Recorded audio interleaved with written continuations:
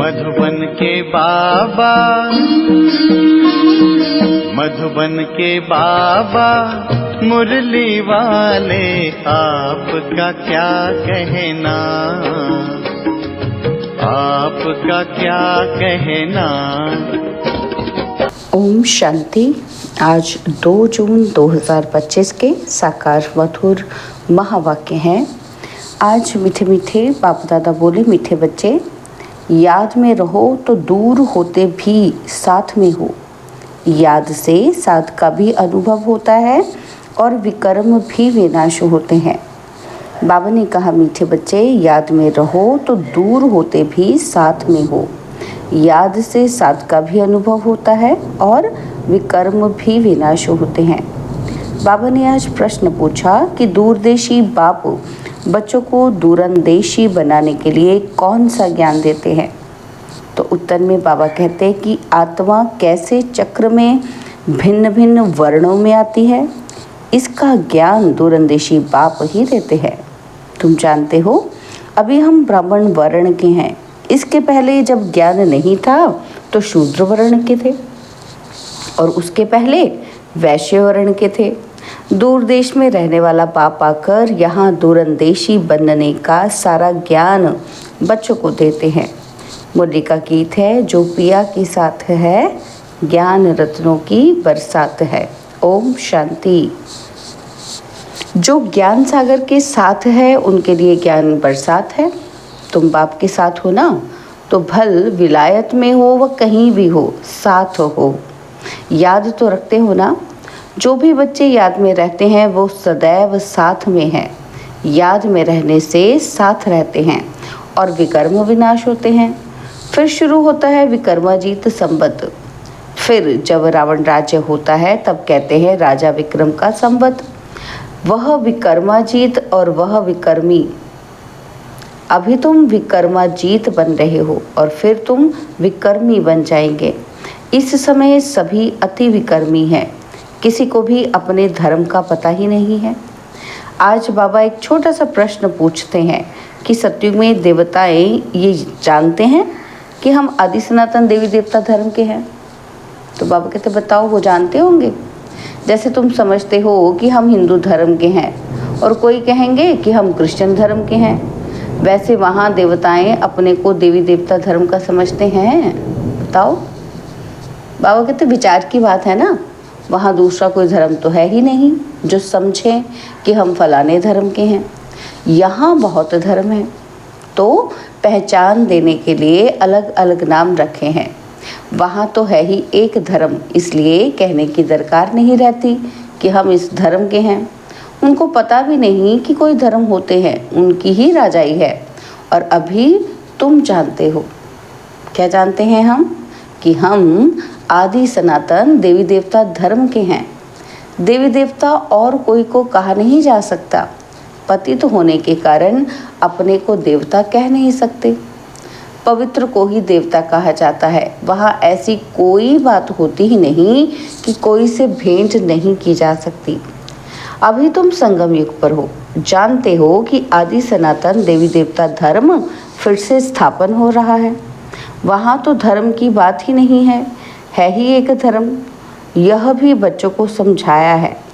यह जो कहते हैं कि महाप्रलय होती है अर्थात कुछ भी नहीं रहता, ये भी रॉन्ग हो जाता है।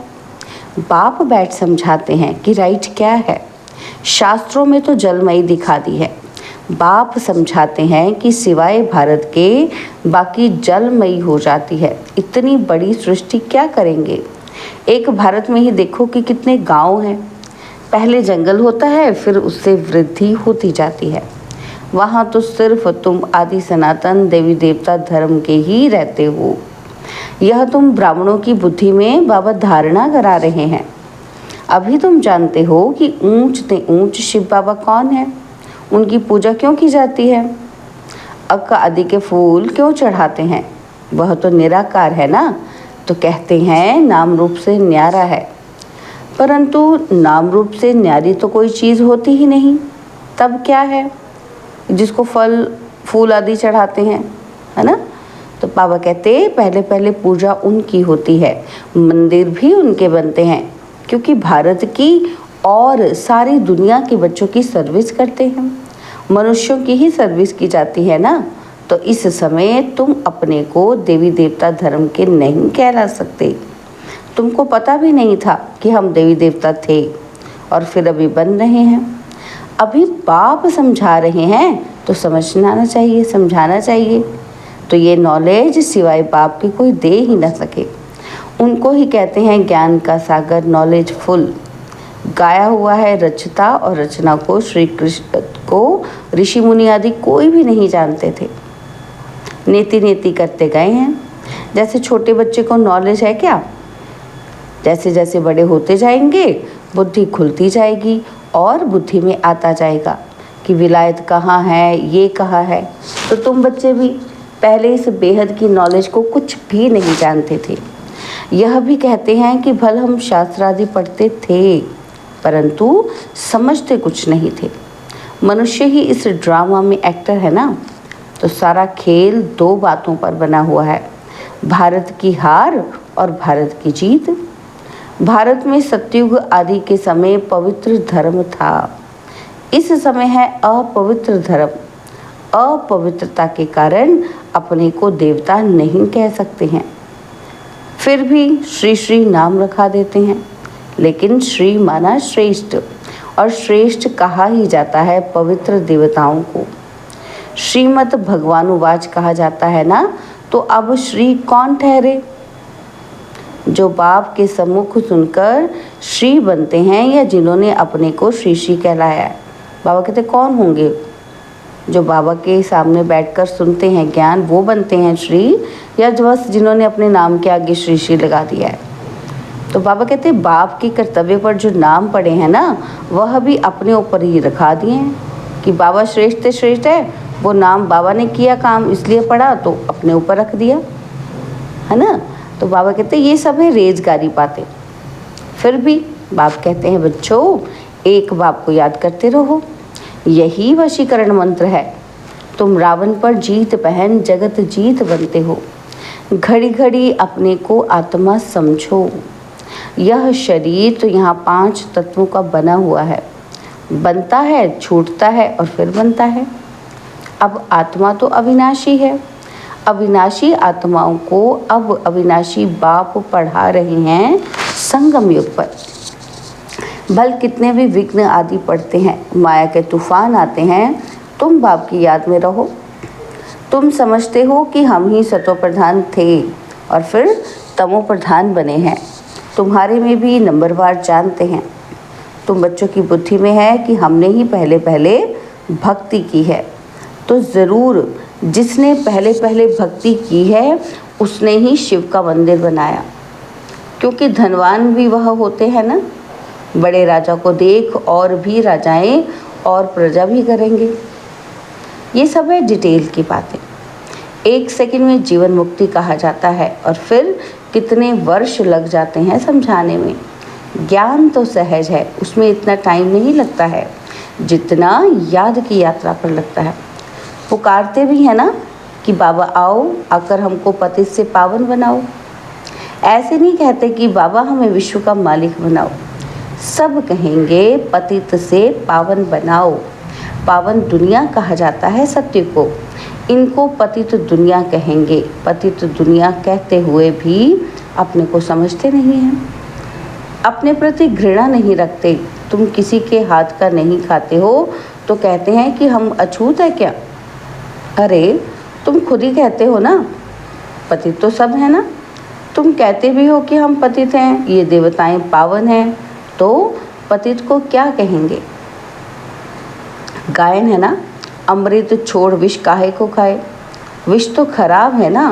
बाप कहते हैं ये विष तुमको आदि मध्य अंत दुख देता है, परंतु इनको पॉइजन समझते थोड़ी हैं। जैसे अमली अमल बिगड़ रह नहीं सकता, शराब की आदत वाला शराब के बिगड़ ना रह सके। लड़ाई समय होता है तो उनको शराब पिलाकर नशा चढ़ाए लड़ाई पर भेज देते हैं। नशा मिला बस समझेंगे हमको ऐसा करना है। उन लोगों को मरने का डर नहीं रहता है। कहीं भी बॉम्ब ले जाकर बॉम्ब सहित गिरते हैं। गायन भी है, मूसलों की लड़ाई लगी, राइट बात अभी तुम प्रैक्टिकल में देख रहे हो। आगे तो सिर्फ पढ़ते थे कि पेट से मूसल निकाले और फिर ये क्या किया। अभी से तुम समझते हो कि पांडव कौन है। बाबा कहते अभी तुम समझते हो कि पांडव कौन है, कौरव कौन है। स्वर्गवासी बनने के लिए पांडवों ने जीते जी देह अभिमान से गलने का पुरुषार्थ किया। तुम अभी ये पुरानी जुत्ती छोड़ने का पुरुषार्थ करते हो। कहते हो ना कि पुरानी जुत्ती छोड़ नहीं लेनी है। बाप बच्चों को ही समझाते हैं। बाप कहते हैं मैं कल्प कल्प आता हूँ, मेरा नाम है शिव।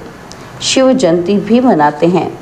भक्ति मार्ग के लिए कितने मंदिर आदि बनाते हैं और नाम भी बहुत रख दिए हैं। देवियों के भी ऐसे ही नाम रख देते हैं। इस समय तुम्हारी पूजा हो रही है।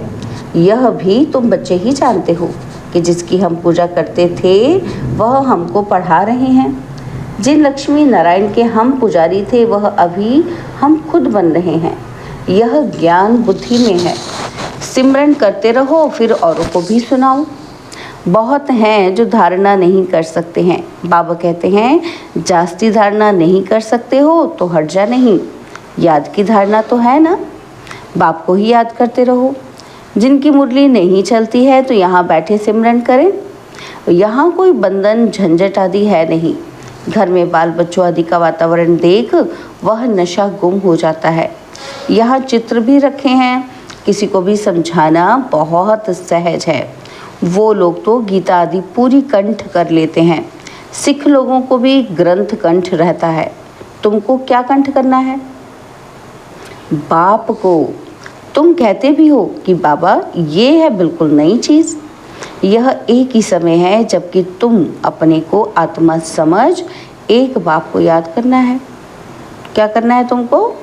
अपने को आत्मा समझ कर एक बाप को याद करना है। 5000 वर्ष पहले भी सिखाया था और कोई की ताकत नहीं जो ऐसे समझा सके।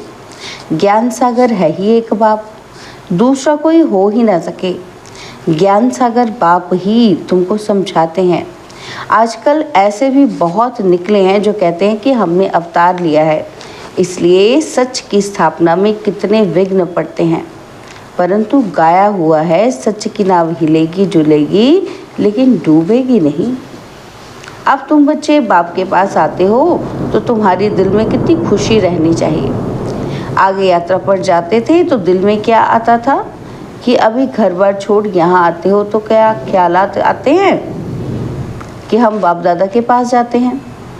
तो बाप ने यह भी समझाया है कि मुझे सिर्फ शिव बाबा कहते हैं। जिसमें प्रवेश किया है वो है ब्रह्मा। बिरादरियाँ होती हैं ना, तो पहली बिरादरी ब्राह्मणों की है, फिर देवताओं की बिरादरी हो जाती है। अभी दूरदेशी बाप बच्चों को दूरंदेशी बनाते हैं। तुम जानते हो कि आत्मा कैसे सारे चक्र में भिन्न भिन्न वर्णों में आई है। इसका ज्ञान दूरंदेशी बाप ही देते हैं। तुम विचार करेंगे कि अभी हम ब्राह्मण वर्ण के हैं। इसके पहले जब ज्ञान नहीं था तो शूद्र वर्ण के थे। हमारा है great great grand father, great शूद्र, ग्रेट वैश्य, ग्रेट क्षत्रिय। उनके पहले ग्रेट ब्राह्मण थे। अब ये बातें सिवाय बाप के और कोई समझा ही ना सके। इनको कहा जाता है दूरंदेशी का ज्ञान। दूर देश में रहने वाला बाप आकर दूर देश का सारा ज्ञान देते हैं बच्चों को। तुम जानते हो कि हमारा बाबा दूर देश से इसमें आते हैं। यह पराया देश, पराया राज्य है। शिव बाबा को अपना शरीर नहीं है और वह है ज्ञान का सागर। स्वर्ग का राज्य भी उनको देना है। श्री कृष्ण थोड़े ही देंगे, शिव बाबा ही देगा। श्री कृष्ण को बाबा नहीं कहेंगे।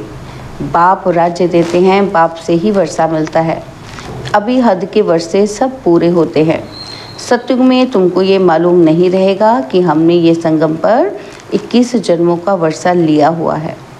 ये अभी जानते हो कि हम 21 जन्मों का वर्षा आधा कल्प के लिए ले रहे हैं। 21 पीढ़ी यानी पूरी आयु। जब शरीर बूढ़ा होगा तब समय पर शरीर छोड़ेंगे। जैसे सर्प पुरानी खल छोड़ नई ले लेते हैं, हमारा भी पाठ बजाते बजाते ये चोला पुराना हो गया है। तुम सच्चे सच्चे ब्राह्मण हो, तुम्हें ही भ्रमरी कहा जाता है। तुम कीड़ों को आप समान ब्राह्मण बनाती हो। तुम्हें कहा जाता है कि कीड़ों को ले आकर भूं भूं करो। भ्रमरी भी भूं भूं करती है, फिर कोई को तो पंख आ जाते हैं, कोई मर जाते हैं। मिसाल सब अभी के हैं। तुम लाडले बच्चे हो, बच्चों को नूरे रत्न कहा जाता है। बाप कहते हैं नूरे रत्न, तुमको अपना बनाया है तो तुम भी हमारे ही हुए ना। तो ऐसे बाप को जितना याद करेंगे पाप कटते जाएंगे। और कोई को भी याद करने से पाप नहीं कटेंगे। अच्छा, मीठे मीठे सिकिलदे बच्चों प्रति माता पिता बाप दादा का याद प्यार और गुड मॉर्निंग। रूहानी बाप की रूहानी बच्चों को नमस्ते। हम रूहानी बच्चों की रूहानी बाप दादाजी को दिलवा जान सिकवा प्रेम से नमस्ते। ओम शांति। प्यारे बाबा, मीठे बाबा, मेरे बाबा, शुक्रिया बाबा, शुक्रिया बाबा, शुक्रिया। धारणा के लिए मुख्य सार है। पहला पॉइंट है, जीते जी देह अभिमान से गलने का पुरुषार्थ करना है। इस पुरानी जुत्ती में ज़रा भी ममत्व ना रहे। और सेकंड पॉइंट, सच्चा ब्राह्मण बन कीड़ों पर ज्ञान की भूभू कर उन्हें आप समान ब्राह्मण बनाना है। बाबा ने आज वरदान दिया, अमृत वेले का महत्व जानकर खुले भंडार से अपनी झोली भरपूर करने वाले तकदीरवान भव। अमृत वेले का महत्व जानकर खुले भंडार से अपनी झोली भरपूर करने वाले तकदीरवान भव। अमृत वेले वरदाता भाग्य विदाता से जो तकदीर की रेखा खिंचवानी चाहो खिंचवा लो, क्योंकि उस समय भोले भगवान के रूप में लवफुल है। इसलिए मालिक बनो और अधिकार लो। खजाने पर कोई भी ताला चाबी नहीं है। उस समय सिर्फ माया के बहानेबाजी को छोड़ एक संकल्प करो कि मैं जो भी हूँ, जैसी भी हूँ, आपकी हूँ। मन बुद्धि बाप के हवाले कर तख्त नशीन बन जाओ तो बाप के सर्व खजाने अपने खजाने अनुभव होंगे। स्लोगन है, सेवा में यदि स्वार्थ मिक्स है तो सफलता भी मिक्स हो जाएगी। इसलिए निस्वार्थ सेवाधारी बनो। बाबा के व्यक्त इशारे हैं, आत्मिक स्थिति में रहने का अभ्यास करो और अंतर्मुखी बनो। बाबा कहते ऐसा कोई भी ब्राह्मण नहीं होगा जो आत्म अभिमानी बनने का पुरुषार्थी ना हो, लेकिन निरंतर आत्म अभिमानी जिससे कर्मेंद्रियों के ऊपर संपूर्ण विजय हो जाए तो हरेक कर्मेंद्रिय सतो प्रधान स्वच्छ हो जाए, देह के पुराने संस्कार और संबंध से संपूर्ण मर जीवा हो जाए। इसके लिए अंतर्मुखी बनो। इसी पुरुषार्थ से ही नंबर 1 बनेंगे। ओम शांति।